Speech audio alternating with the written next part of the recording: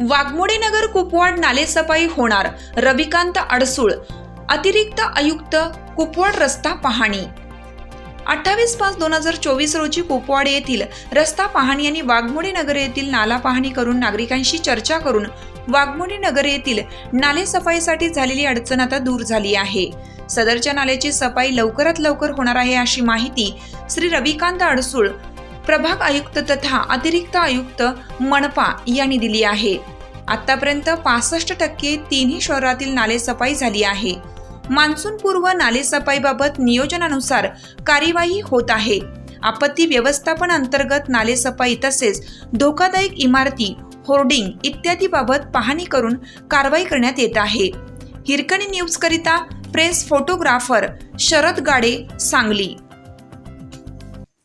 चालू घडामोडींचे अपडेट्स जाणून घेण्यासाठी आपल्या हिरकणी न्यूज चॅनलला सबस्क्राईब जरूर करा, लाईक करा, कमेंट करा आणि शेअर करा। बेल आयकॉनवर प्रेस करा आणि नोटिफिकेशन्स मिळवा।